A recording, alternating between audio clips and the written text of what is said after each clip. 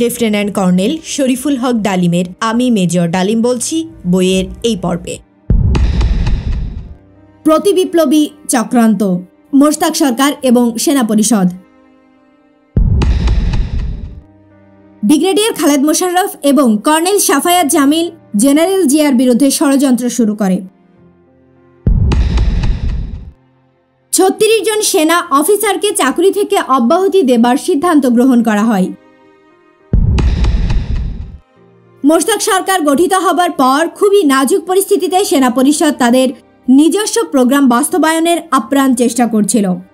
15ই August 1975 সালের সফল বৈপ্লবিক অভ্যুত্থানের বিজয়কে আপামর দেশবাসী স্বতঃস্ফূর্তভাবে অভিনন্দন জানালেও পরাজিত বাকশালী চক্র ও জাতীয় স্বার্থ বিরোধী মহল সহজে এই পরিবর্তনকে মেনে নিতে পারছিল না। তারা জনসমর্থনের পরিপ্রেক্ষিতে প্রত্যক্ষভাবে এই বিপ্লবের বিরোধিতা করতে না পেরে গোপনে তাদের হারানো স্বর্গ ফিরে পাবার আশায় তাদের বিদেশি প্রভুদের যোগ সাজসে চক্রান্তের জাল বুনতে শুরু করে বিপ্লবের পর মুহূর্ত থেকেই। তাদের এই ধরনের তৎপরতা সম্পর্কে আমাদের সদা সতর্ক থাকতে হচ্ছিল। বিপ্লবের পর পরাজিত শক্তিকে সমূলে বাংলাদেশের মাটি থেকে উপড়ে ফেলার জন্য আমরা সচেষ্ট ছিলাম। সর্বদলীয় সরকার কায়েম করে তার তত্ত্বাবধানে যত শীঘ্র সম্ভব নির্বাচিত সরকারের হাতে ক্ষমতা হস্তান্তর করে জাতীয়তাবাদী চেতনাকে দৃঢ়ভাবে প্রতিষ্ঠিত করতে। একই সাথে উদ্যোগ নেওয়া হয়েছিল জাতীয় রক্ষী বাহিনীকে প্রপার স্ক্রিনিং এর পর সেনাবাহিনীর সাথে একীভূত করে এবং প্রয়োজনীয় পদক্ষেপ গ্রহণের মাধ্যমে সেনাবাহিনীর পুনর্গঠন করে বিপ্লবের সপক্ষে শক্তিকে সুসংঘবদ্ধ করা। সেনা পরিষদের পক্ষ থেকে এই বিশেষ গুরুত্বপূর্ণ দায়িত্ব দেওয়া হয়েছিল নবনিযুক্ত সেনাপ্রধান মেজর জেনারেল জিয়াউর রহমানকে। বিপ্লবের প্রতি পূর্ণ সমর্থন দানকারী জেনারেল ওসমানীকে নিয়োগ করা হয় প্রেসিডেন্ট মোশতাকের সামরিক উপদেষ্টা। তার মূল দায়িত্ব ছিল বাংলাদেশের উপেক্ষিত সামরিক বাহিনীর সার্বিক কাঠামো নতুন করে জাতীয় প্রতিরক্ষার জন্য প্রয়োজনীয় ধাঁচে গড়ে তোলা। সেনাবাহিনীর পুনর্গঠন কাজটি তখনকার পরিপ্রেক্ষিতে ছিল খুবই জটিল এবং দুরাহ একটি কাজ। রক্ষী বাহিনীর সদস্যদের বাছাই করে তাদের সেনাবাহিনীতে নিয়োগ করতে হবে। সেনাবাহিনী থেকে বাকশালীরা, দুর্নীতিপরায়ণ এবং উচ্চভিলাষীদের বের করে দিতে হবে। প্রয়োজন মতো ইউনিটগুলোর পুনর্বিন্যাস করতে হবে। কমান্ড স্ট্রাকচারে প্রচুর রদবদল করতে হবে। সর্বোপরি সেনাবাহিনীর প্রত্যেকটি সৈনিককে বিপ্লবের লক্ষ্য এবং উদ্দেশ্যাবলী সম্পর্কে সচেতন করে তুলতে হবে। এ সমস্ত কাজে বিভিন্ন ক্যান্টনমেন্টের সেনা পরিষদের সদস্যরাই ছিলেন জেনারেল জিয়ার মূল শক্তি। তাদের সার্বিক সাহায্যের উপর ভিত্তি করেই জেনারেল জিয়া তার দায়িত্ব পালন করে চলছিলেন। আওয়ামী বাকশালী আমলে অন্যায়ভাবে চাকরিচ্যুত অফিসারদের সামরিক বাহিনীতে পুনর্বহলের নীতিগত সিদ্ধান্ত গৃহীত হয় এবং এই নীতি কার্যকর করার দায়িত্বও দেওয়া হয়েছিল জেনারেল জিয়াউর রহমানকে। তিনি প্রচলিত নিয়ম অনুযায়ী তার দায়িত্ব পালনের উদ্যোগ গ্রহণ করেন।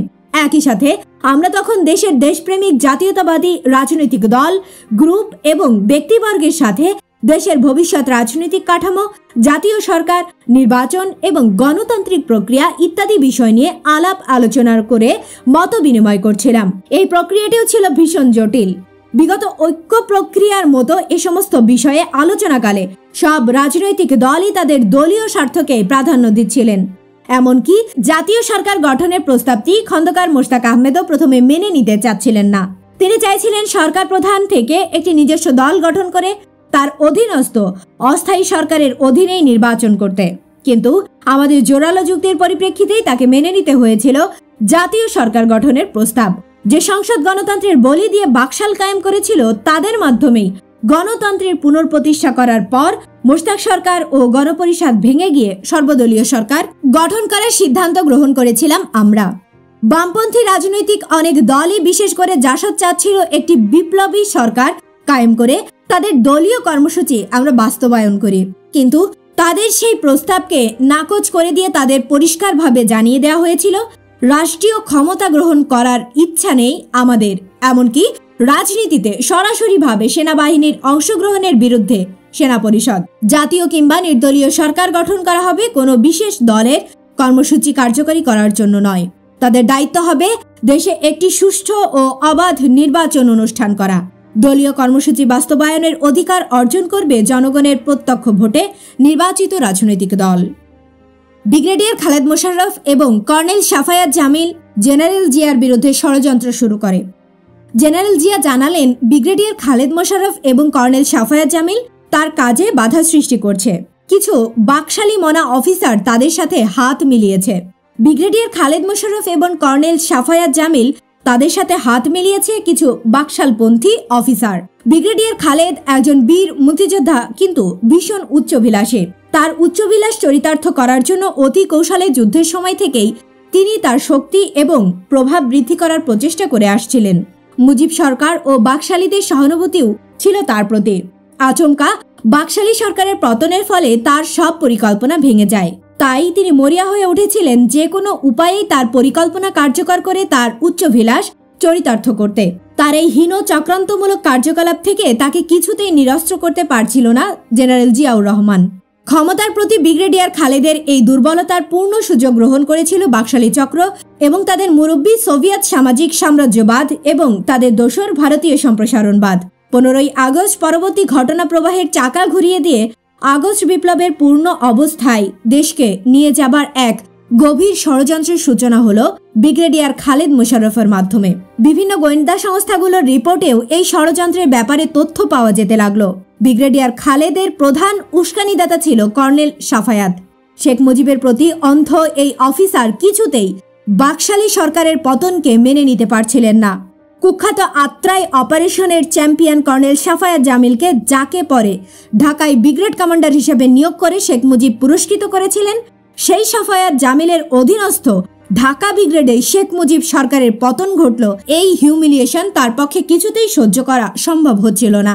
ব্রিগেড কমান্ডার হিসেবে এই গ্লানি তাকে কুরে কুরে খাচ্ছিল।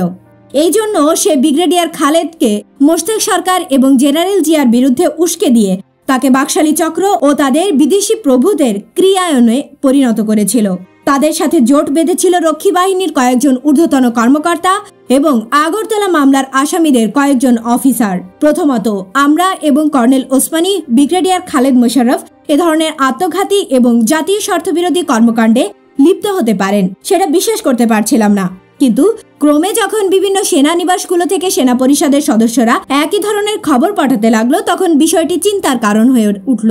বোঝা যাচ্ছিল সংকট ঘনিয়ে আসছে। ব্রিগেডিয়ার খালেদ মোশাররফকে এ ধরনের সর্বনাশা চক্রান্ত থেকে সরে দাঁড়াবার জন্য ব্যক্তিগতভাবে অনুরোধ করেছিলাম, কিন্তু তাতেও বিশেষ ফল হলো না।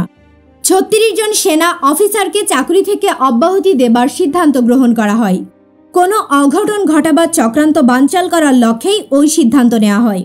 পরিশেষে সিদ্ধান্ত নেওয়া হলো ব্রিগেডিয়ার খালেদ, কর্নেল সাফায়াত এবং তাদের সহযোগীদের অবিলম্বে সেনাবাহিনী থেকে বহিষ্কার করতে হবে।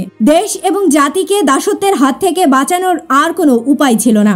অনেক বিচার বিবেচনার পর সিদ্ধান্ত নেওয়া হলো অসৎ এবং কট্টর বাকশালপন্থী অফিসারদের সামরিক বাহিনী থেকে অব্যাহতি দেওয়া হবে। সর্বমোট 36 জন অফিসারকে সেনাবাহিনী থেকে অব্যাহতি দেবার সিদ্ধান্ত গ্রহণ করা হয়।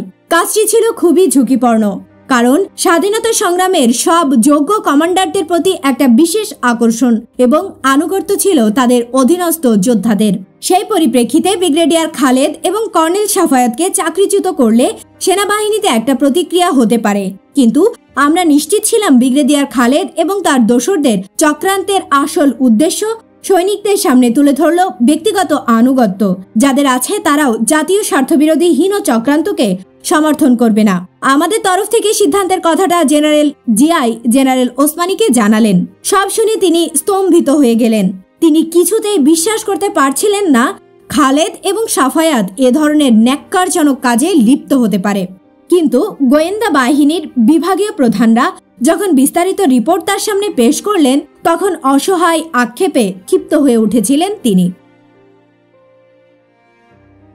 বইটির ধারাবাহিক অডিও বুক শুনতে চ্যানেলটি সাবস্ক্রাইব করে সাথে থাকুন। ভালো থাকবেন।